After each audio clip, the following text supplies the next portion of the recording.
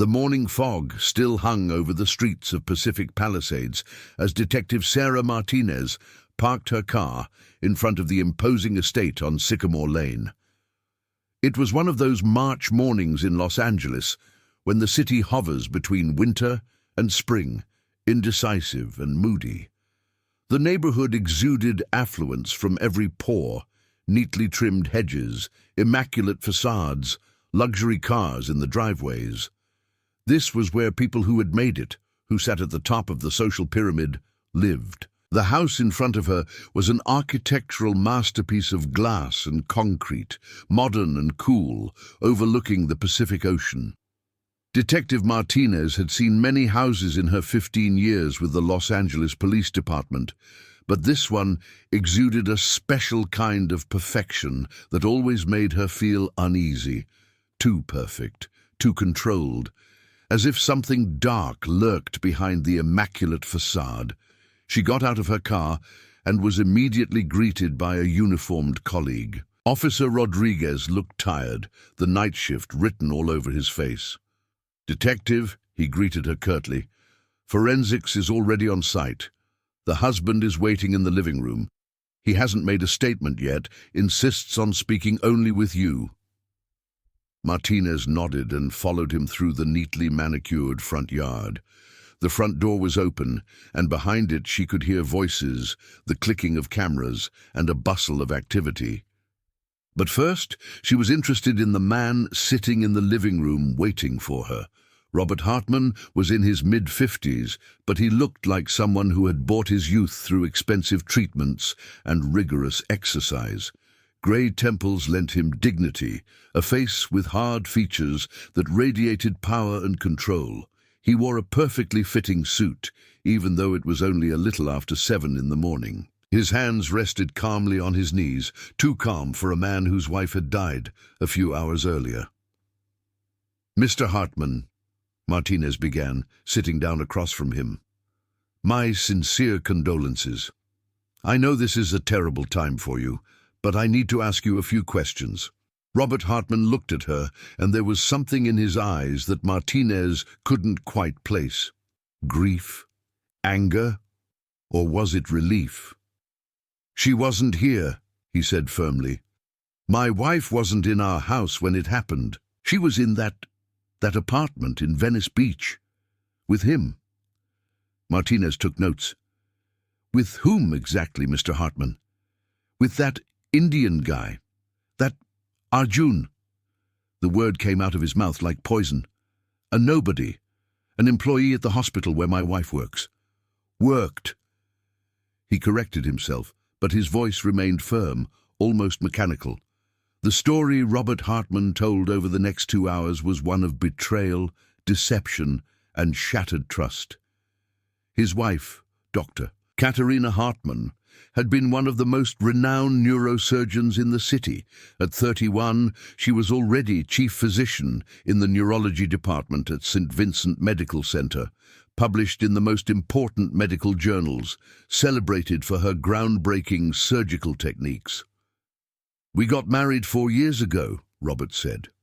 His voice sounded different now, more fragile. "I had just come out of my first marriage. Katerina was young, brilliant, full of life. She made me smile again, you know. After all the pain of my divorce, she was like a light." Martinez watched him closely. She had learned that the first few hours after a death were the most revealing. People in shock often said things they would later regret. "When did you start to suspect your wife?" she asked directly. Robert hesitated. For the first time, he looked uncertain. "In January. It was little things at first. She came home late, was distracted, always on the phone. I thought it was work. The hospital is demanding, I know that. But then..."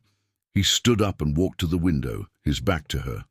"Then I found hotel bills, restaurants we'd never been to, debits for an apartment I knew nothing about." "And what did you do?" "I hired a private investigator." The words came faster now, as if he had been waiting to finally say them. "Thomas Brennan, one of the best in town." "And what he found out?" Robert turned around.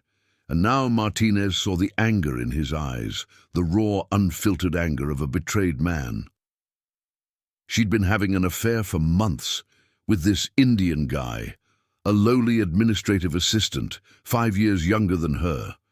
He worked in her department, reported directly to her. It wasn't just immoral, detective. It was a violation of every ethical guideline the hospital had. Martinez took more notes. When did you confront your wife about it? 3 days ago, on a Sunday. I showed her the photos, the evidence. She didn't even try to deny it. His voice turned bitter. She said she finally felt seen, as if I hadn't done everything for her for the last 4 years, given her every opportunity to build her career. How did she react? She wanted time to think, to find a solution. I gave her an ultimatum. Either she ends this disgrace immediately, or I file for divorce, with all the consequences. Robert sat down again, suddenly exhausted. I gave her 24 hours, and she went to him. The night she died, she went to him. The words hung heavy in the room. Martinez felt the pieces of the puzzle slowly coming together, but the picture that was emerging was still blurred. Mr. Hartman, where were you last night between 6 and 10 p.m.? He looked directly at her. Here. I was here all night, alone. I was waiting for her, hoping she would come to her senses and come home. A pause. But she didn't. Martinez stood up. We'll have more questions. Please stay in town. She left the living room and stepped out into the garden, where the morning sun was now breaking through the fog. Her colleague, Detective James Park, came toward her, a tablet in his hand. Sarah, you have to see this, he said, handing her the device. There were photos on the screen, surveillance photos. A woman and a young man entering an apartment building in Venice Beach. Other pictures showed them in restaurants on the beach, embracing. That's her, Park said, Dr. Katerina Hartman. And this is Arjun Mehta, 26 years old, administrative assistant at St. Vincent Medical Center. These photos are from the last 3 months. Martinez scrolled through the pictures. The woman in the photos looked happy, relaxed, completely different from the perfect wife smiling in the framed wedding photos in the house. Here she was real, alive, in love. What happened in Venice Beach? She asked. Park sighed. Neighbors heard loud voices coming from the apartment around 8:30 p.m. Shortly after, a scream, then silence. At 9:01 p.m., the emergency call came in. The caller was Arjun Mehta himself. When the paramedics arrived, Dr. Hartman was already dead, bleeding out, a deep cut to her femoral artery. She was lying on the living room floor, surrounded by broken glass. And Arjun Mehta? He's at the station. He claims it was an accident. They had been arguing. She fell and landed on a glass coffee table. The glass cut her. He tried to stop the bleeding, but... Park shook his head. It happened too fast. Martinez stared at the tablet, at the face of the dead woman who was still alive in these recordings, still laughing. What had made her risk everything? Her career, her marriage, her life. I need to talk to him, she said, to Arjun Mehta, and I want all the reports from the crime scene, every detail. As she walked back to her car, Martinez thought about Robert Hartman's words. He had said his wife had finally felt seen. What did that mean? In her marriage, she had obviously had everything: wealth, status, an influential husband. And yet she had risked it all for a young administrative assistant. The drive to the station took 40 minutes. Martinez used the time to look at the files Park had sent her digitally. Dr. Katerina Hartman had not been an ordinary woman. She had completed her specialist training at the age of 30 and reached the position of chief physician at 31. Her publications were cited internationally. She had received a scholarship to Johns Hopkins University before coming to Los Angeles, and then, at 27, She had met Robert Hartman. He had been 48 at the time, a successful corporate lawyer, recently divorced from his first wife. The wedding had been mentioned in the society pages of the Los Angeles Times, the established lawyer and the brilliant young doctor. But what had gone wrong? Arjun Mehta sat in the interrogation room and did not look like a murderer. He was slim, of medium height, with dark eyes rimmed red from crying. His clothes were stained with dried blood. He had refused to change them, saying only that it was her blood, Katerina's blood, and he couldn't just wash it off. Martinez sat down across from him and turned on the recording device. "Mr. Mehta, I'm Detective Martinez. I need to talk to you about last night's events." Arjun looked at her, and there was pure despair in his eyes. "It was an accident," he whispered hoarsely. "You have to believe me. I loved her. I would never have hurt her. Never." "Tell me what happened," Martinez said calmly. "From the beginning." And so Arjun Mehta began to speak, his voice faltering, interrupted again and again by tears. He told of their first encounter in January, during a mass accident on the freeway, when the hospital was in emergency mode and all available personnel had been mobilized. He told how they had talked in the cafeteria at 4 a.m, exhausted from hours of work, and how, for the first time in his life, he felt truly understood. "She wasn't like the others," he said, his voice softening at the memory. "She didn't look at me and just see an Indian. She saw me, Arjun, the person. We talked about music, literature, our families. She told me what it's like to work as a woman in a male-dominated field. I told her what it's like to be thousands of miles away from home, living between two worlds." Martinez listened and took notes. His story sounded sincere, but she had encountered many sincere-sounding liars before. "When did your conversations become more?" she asked. Arjun closed his eyes. "In March. We met outside the hospital for lunch at first, then for dinner. And then," he opened his eyes again, "then we kissed. I know it was wrong. She was married, she was my boss, but I couldn't help myself. Neither could she." "You rented an apartment in Venice Beach," Martinez noted. "Yes.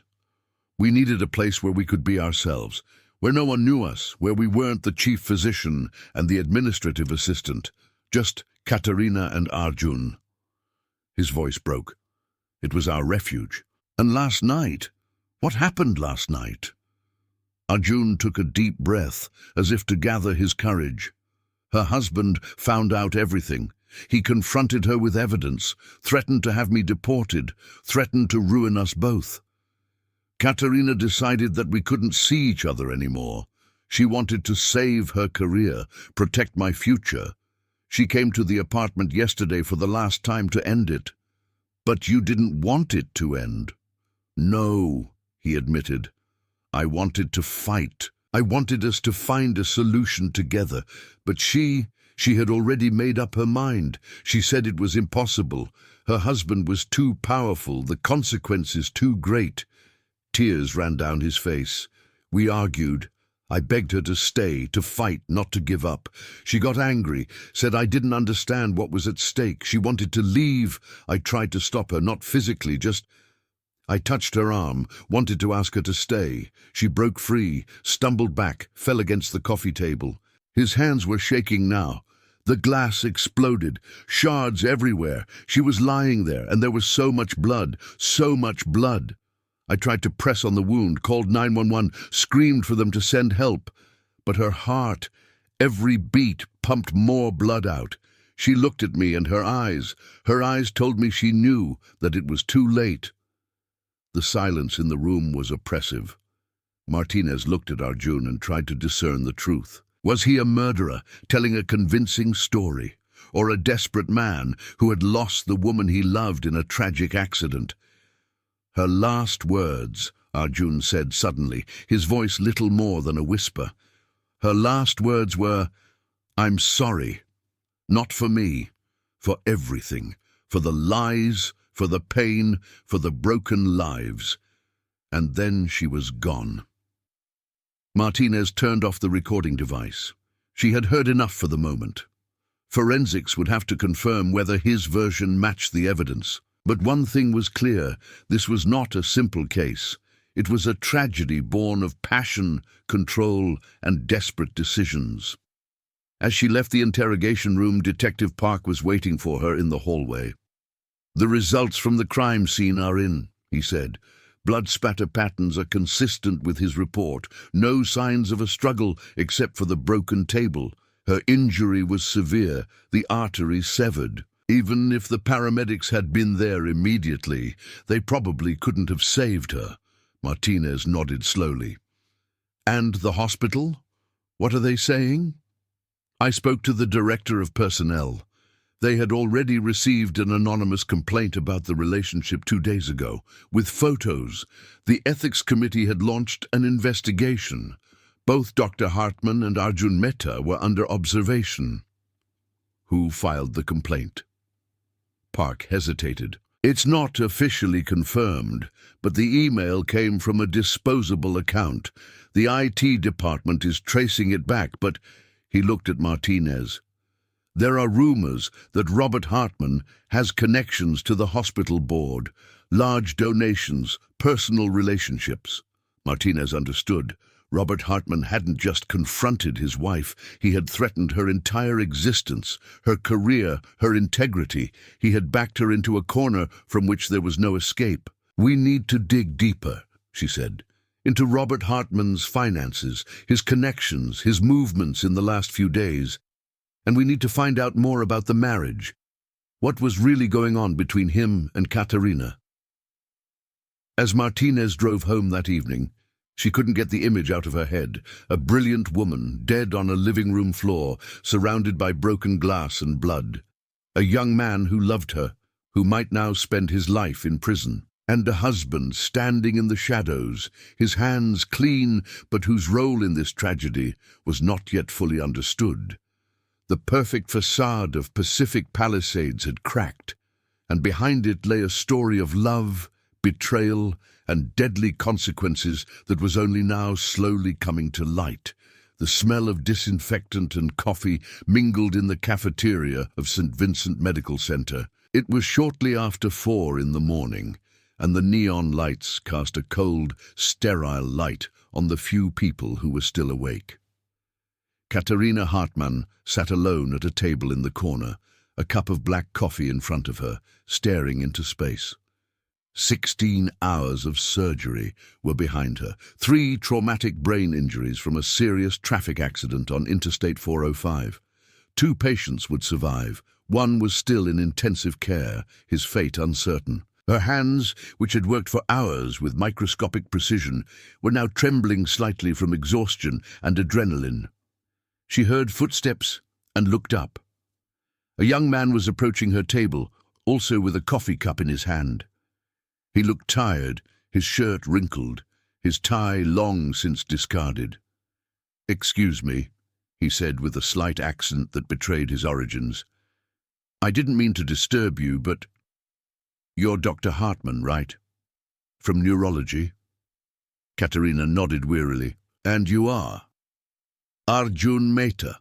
I work in the administration of your department. We haven't met in person yet, but I coordinated the resources for the emergency surgeries tonight." He hesitated. "I just wanted to say, what you did today was extraordinary. The way you led the team, the way you set priorities, you saved lives." Katerina was surprised.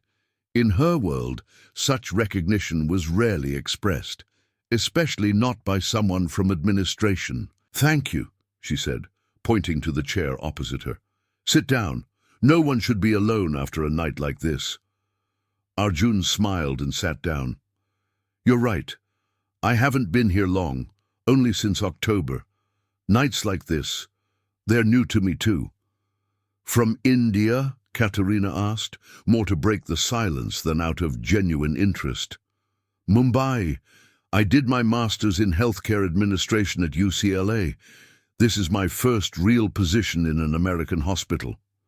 He took a sip of coffee. "And you?" Are you from here? Katharina shook her head. Originally from Hamburg, I studied medicine in Heidelberg, then Johns Hopkins for my training as a neurosurgeon. Los Angeles was an opportunity I couldn't turn down. They talked for over an hour, about the challenges of working in a foreign country, about cultural differences, about the expectations weighing on them. Arjun talked about his family in Mumbai, about a father who worked as an accountant, about a mother who constantly asked when he would finally get married. Katharina told him about her own family, about parents who were disappointed that she had gone so far away. What she didn't tell him was how lonely she felt in her marriage, how Robert paraded her around at dinner parties like a trophy, my brilliant wife, the neurosurgeon, but ignored her opinion when it didn't fit his worldview. How he celebrated her successes as long as they didn't overshadow him. As the sun rose and the cafeteria slowly filled up, they said goodbye. But something had changed. That night, two people who lived in completely different worlds had felt a connection that went beyond politeness. The weeks that followed were marked by chance encounters, a greeting in the hallway, a brief exchange when handing over patient files. Arjun always seemed to be there when administrative problems arose, solving them efficiently and with a smile. Katharina began to look out for him, looking forward to these moments. In February, they met outside the hospital for the first time. They had lunch at a small Vietnamese restaurant nearby where the chances of running into colleagues were slim.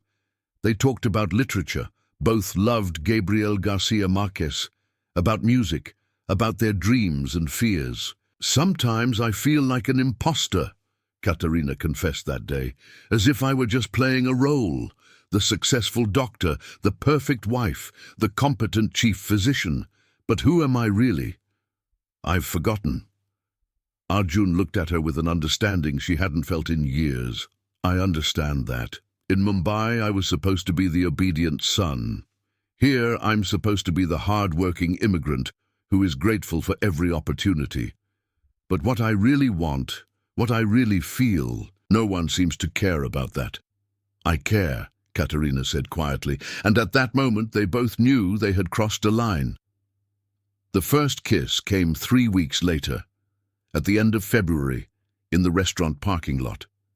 It was late, it was raining, and they were standing under a canopy, neither of them wanting to leave.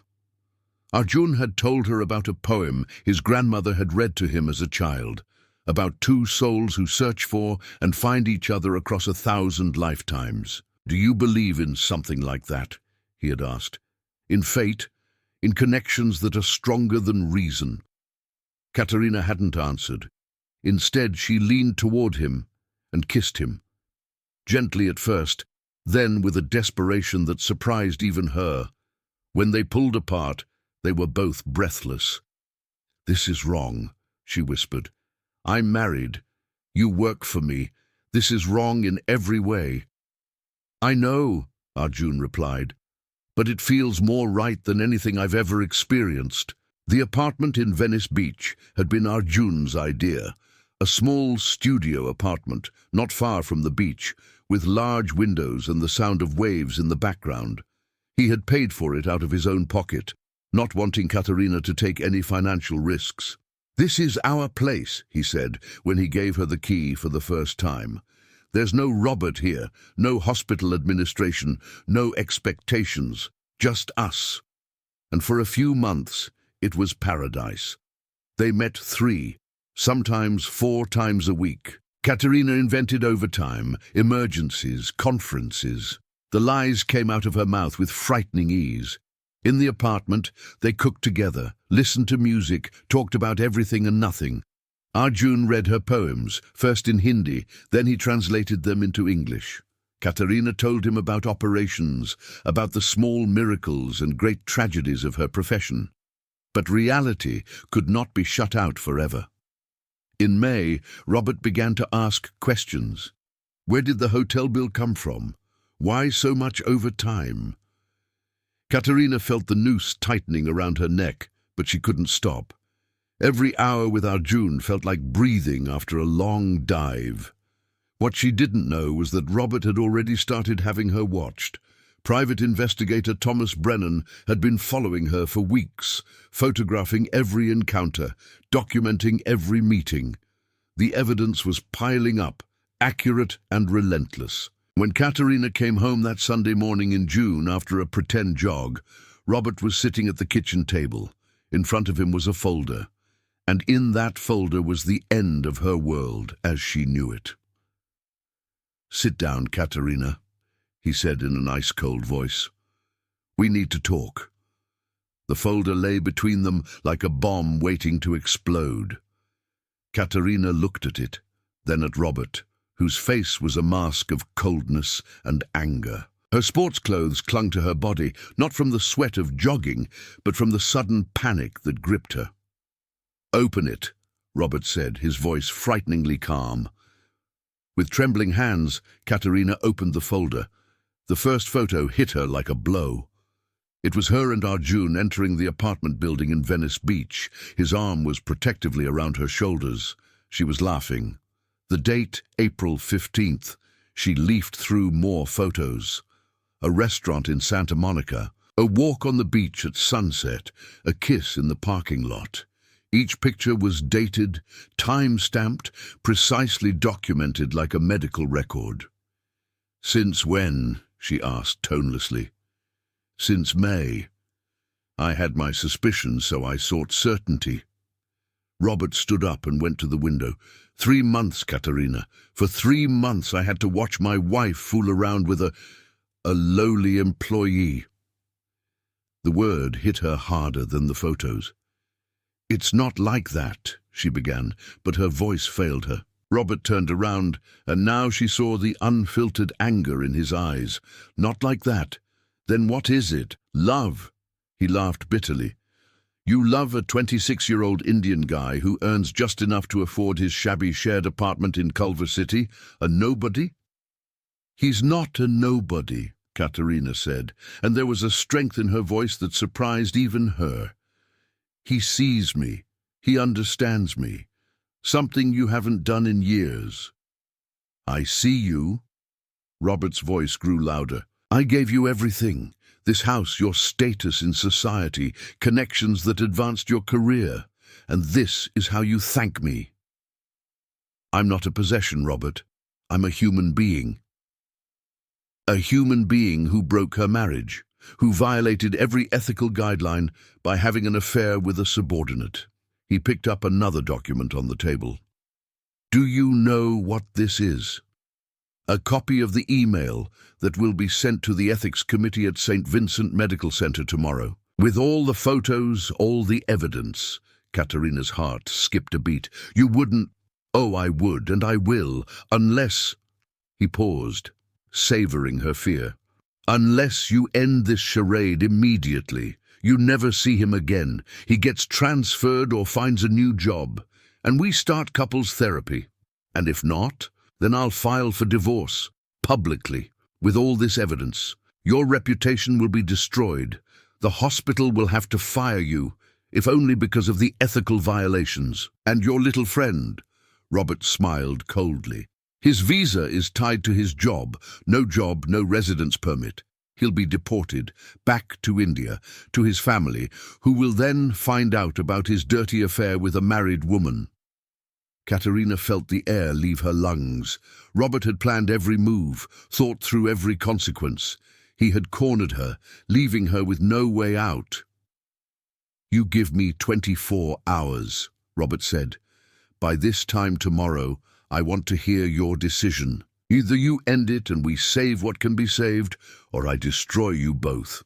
He walked to the door, turned around once more. "By the way, I slept in the guest room tonight. I can't stand lying next to you anymore." When the door closed behind him, Katerina collapsed. The photos lay scattered around her, silent witnesses to her betrayal and despair. She reached for her cell phone, her hands shaking so badly that she dialed the wrong number twice before reaching Arjun. "Katerina, what's wrong?" His voice sounded concerned. "He knows. Robert knows everything." The words came out between sobs. He has photos, evidence. He's threatening to destroy us both. I'll come to you right away. No, you can't come here. We have to meet tonight at the apartment. Katerina, what did he say? What does he want? That I never see you again, that you get transferred or quit. Otherwise, she couldn't go on. Otherwise what? Otherwise we'll both lose everything. Our jobs, our future. He'll have you deported, Arjun. He'll make sure your family finds out everything. The silence on the other end was oppressive. And what do you want to do? Arjun finally asked in a broken voice. I don't know. I have to think. But we have to talk. Tonight. Please. I'll be there. At 8? At 8. The day passed like a nightmare. Katerina called the hospital and reported sick, something she hadn't done once in 4 years. She sat in her study, staring at the photos Robert had left behind, trying to find a way out. But with every passing hour, it became clearer that there was none. She loved Arjun. There was no doubt about that. In the last few months, she had felt truly alive for the first time in years. But could she give up everything for it? Her career, which she had worked so hard to build, her reputation. And could she do that to Arjun, destroy his future, bring shame on his family? Around 7 in the evening, she drove to Venice Beach. The sun was just setting, bathing the sky in shades of red and orange. The apartment that had once been her refuge now felt like a cage. Arjun arrived punctually at 8. He looked tired, his eyes red-rimmed. They fell into each other's arms, holding each other tight as if they could keep the outside world at bay. We need to talk, Katerina finally said, pulling away from him. I know. Arjun sat down on the couch. Katerina, I understand if you decide to pursue your career. I would never ask that of you. That's not the question, she interrupted him. The question is whether we can find a way to be together without Robert destroying us. Is there such a way? Katerina shook her head.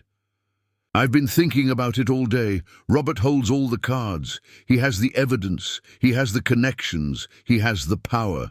If we continue, we'll both lose everything. And if we stop? Arjun's voice was little more than a whisper. Then what?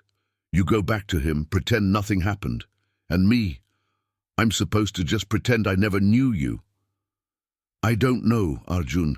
All I know is that I don't want you to be deported because of me. I don't want your family to suffer. I couldn't bear that. But you want me to just let you go? To watch you return to a man who controls you, who treats you like a trophy? The words hit their mark. Katerina felt tears running down her cheeks. What am I supposed to do? Tell me what other option there is. Arjun stood up and began pacing the room. We could run away, go somewhere else, start over. With what money? And where? Robert would find us. He would never stop. Then we'll fight. We'll go public, tell our side of the story, and destroy ourselves in the process. Katerina shook her head. Arjun, I'm a doctor. My reputation is everything. If this comes to light with all the details, my career is over, and yours too. The truth hung heavily between them. They were caught in a web that Robert had spun with precision. Every way out led to disaster. I love you, Arjun said suddenly, his voice breaking. You need to know that. Whatever you decide, I love you. Katerina went to him and placed her hands on his face. I love you too. But sometimes love isn't enough. Don't say that. Please, don't say that. Arjun, we have to be realistic. Realistic? His voice grew louder. The realistic thing is for you to give up, for you to go back to him, to your perfect life, to your perfect house. And me, I was just a distraction, an adventure. That's not true. Then prove it. Fight for us. The discussion escalated. Months of suppression, secrets and fear burst forth. Arjun accused her of never really loving him, of just using him to escape her unhappy marriage. Katerina accused him of not wanting to see reality, of being naive about the consequences. "You don't understand what's at stake," she shouted. "I understand that you're a coward," he shouted back. Katerina froze. Then she grabbed her bag. "I'm leaving. This was a mistake." "Katerina, wait." "No. It's over, Arjun. It has to be over." She walked to the door, but Arjun stood in her way, not threateningly but desperately. "Please, don't go like this. Not like this. Let's talk about it. There's nothing left to talk about." She tried to walk past him, but he held her arm tight. "Katerina, please." She broke free, stumbled backward, lost her balance. Her body crashed into the glass coffee table. The sound of shattering glass filled the room. Then silence. Then pain. Katerina lay on the floor, surrounded by shards of glass. And then she saw the blood. Arjun stood frozen. Then he saw the blood spreading dark red across the light-colored carpet. "Katerina!" He rushed to her, kneeling down beside her. She lay on her side, surrounded by shards of glass. Her eyes were wide open, her face ashen. "It hurts," she whispered. "My leg." A large shard of glass had pierced deep into her thigh. With every second, more blood pulsed out, rhythmically, mercilessly. Arjun tore open his shirt and pressed the fabric against the wound. "Hang in there, Katerina. I'll call for help." With blood-smeared fingers, he dialed 911. "My girlfriend. She's bleeding heavily. Shard of glass, thigh, the artery." He gave the address, his voice breaking several times. The voice on the other end remained calm. "Keep pressure on. Don't move. Ambulance is on its way." "They're coming. Hang in there." Arjun looked into her eyes, but the blood kept coming, soaking everything. "Arjun," her voice was weak, "I'm sorry for everything. Save your strength. The paramedics will be here soon. I loved you. I really loved you." A tear ran down her cheek. Arjun pressed desperately on the wound, but the blood seeped through his fingers. Her face grew paler, her breathing shallower. "Please, don't go. Please." Katerina's eyes fluttered. "Tell my family. It wasn't his fault." "Katerina! Katerina!" Her eyes glazed over. Her body went limp. Her heart stopped beating. "No!"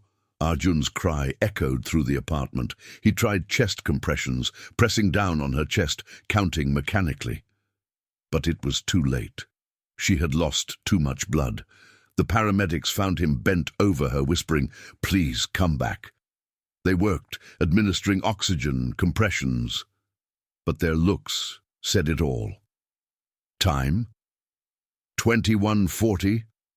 Dr. Katharina Hartmann, 31 years old, was dead. Arjun sank to the floor and cried. For the woman he had loved. For the future they would never have. The police arrived. Detective Martinez asked questions. Yes, they had argued. Yes, he had held her arm. Yes, she had fallen. As they led him away, he turned around. Katerina lay there, covered with a white sheet. She would never wake up again. Detective Martinez sat in her office, staring at the investigation file. 3 days had passed since Katerina's death, and the deeper she dug, the more complex the picture became. The forensic reports were clear. The blood spatter patterns matched Arjun's statement. No signs of a struggle, except for the broken table. The wound was fatal, but consistent with a fall. The emergency call recording showed Arjun's genuine distress. Technically, it was an accident, but Martinez's instincts told her that the whole story had not yet been told. She summoned Robert Hartmann again, this time to an official interrogation room. "Mr. Hartmann, you said you were home all night, alone." Martinez placed a document in front of him. "But your cell phone location data shows that you were near Venice Beach at 8:15 p.m., only 3 blocks from the apartment." Robert's face froze. I wanted to see if she was really going there. I didn't go inside." You followed her. I had a right to know. Did you see or speak to your wife that evening? No. I left after 10 minutes. His voice became defensive. What are you implying here, Detective? Martinez leaned back. We also traced the emails to the hospital's ethics committee. They came from a disposable account, but the IP address leads to a cafe you frequent. That proves nothing.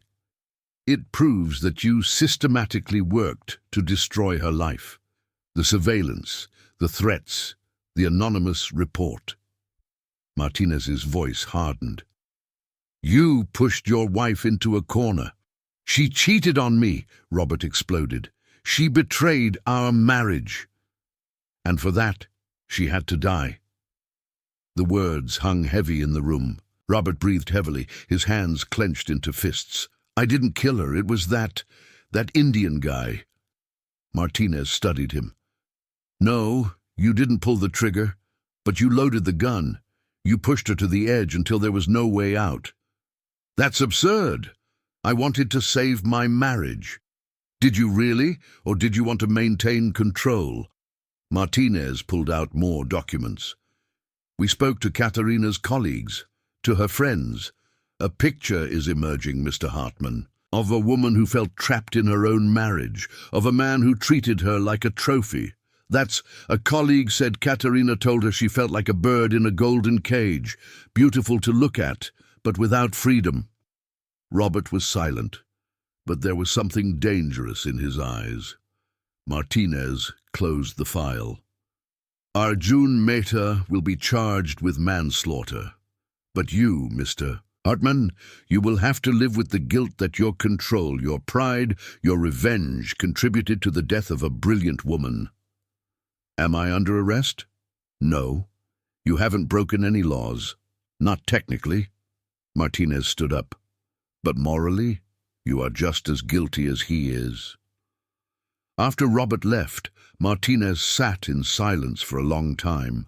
That was the hardest part of her job, knowing that justice and the law were not always the same thing. She thought of Katerina, caught between two men, both possessive in their own way. She thought of Arjun, whose love had turned to despair. And she thought of Robert, sitting in his perfect house, without handcuffs, but with blood on his hands that no judge would ever see. The next day, she visited Arjun in prison. He looked broken, a shadow of his former self. I didn't want this to happen, he whispered. I just wanted her to stay, for us to fight. I never wanted to hurt her. I know, Martinez said quietly, but she's still dead. What's going to happen to me? The prosecutor will plead manslaughter. With your testimony, the emergency call, the forensic evidence, probably 3 to 5 years, then deportation. Arjun nodded slowly. And Robert? What will happen to him? Martinez hesitated. Nothing. Legally, he didn't do anything. But he did everything. Arjun's voice was full of bitterness. He cornered her. He destroyed us both. And he walks free. Life isn't always fair, Mr. Mehta. I've learned that. He looked at her, and there was an emptiness in his eyes that said more than words ever could. You know what the worst part is? Not that I'm going to prison. Not even that she's dead. The worst part is knowing that we had a chance, if we had been braver, if we had fought back sooner, if Robert hadn't destroyed us. Martinez had no answer to that. Sometimes there wasn't one. The courtroom was packed. Journalists, onlookers, colleagues from the hospital, everyone wanted to witness the end of this story. Arjun Mehta sat next to his court-appointed lawyer, thin, his eyes empty. Robert Hartman sat on the other side of the courtroom. Perfectly dressed as always, but something had changed. The hardness in his face had deepened, the wrinkles more pronounced. He avoided eye contact with everyone. The judge read out the verdict. Negligent homicide, 4 years in prison, followed by deportation to India. Arjun showed no reaction. He had already lost everything that was important to him. Would you like to say anything, Mr. Mehta? asked the judge. Arjun stood up, his voice quiet but firm. Every day I think of her, of the look in her eyes as life slipped away. I would give anything to undo that moment, not to escape punishment, but because she deserved to live. She was brilliant, kind, captivating. He glanced briefly at Robert. I accept my guilt. But I'm not the only one who's guilty. The words hung heavy in the room. Some glances wandered to Robert, who remained motionless. Later, on the steps of the courthouse, Detective Martinez intercepted Robert. "Can you sleep at night, Mr. Hartman?" He looked at her, and for a moment she saw real pain in his eyes.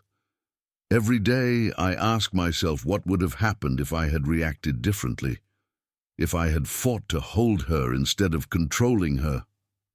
His voice broke. "But those questions don't change anything. She's dead, and I have to live with that. Will you? I have no choice." He walked away, a broken man in a perfect suit. Martinez watched him go. Justice was a complicated concept. Arjun would spend years in prison for a moment of desperation. Robert would remain free, but trapped in his own guilt. 3 days later, she visited Katharina's grave. Fresh flowers lay there, from her parents, she learned. They had wanted to forgive both men, but couldn't. She deserved better, Martinez murmured to the gravestone. They all deserved better. The stone read, "Dr. Katharina Hartman, brilliant doctor, beloved daughter, gone too soon." What it didn't say, but should have. Caught between love and control. Died because no one let go in time. Martinez left the cemetery knowing that this case would haunt her. Not because of unanswered questions, but because of the answers that had been found. Sometimes the truth was the most painful thing of all. In his prison cell, Arjun wrote letters to Katharina's parents that he never sent. In his empty house, Robert drank and stared at wedding photos. Both men, in their own way, were trapped in a moment they could never change. And Katharina, she remained a warning, a story about how love, control, and pride can lead to tragedy, how perfect facades hide the darkest secrets. How people who want to be loved sometimes die because no one understands that love means freedom, not possession. The true verdict would not be handed down in a courtroom. It would be lived out in the sleepless nights of two men who had both failed in their own way. One would pay for it. The other would have to live with it. Both were a kind of prison,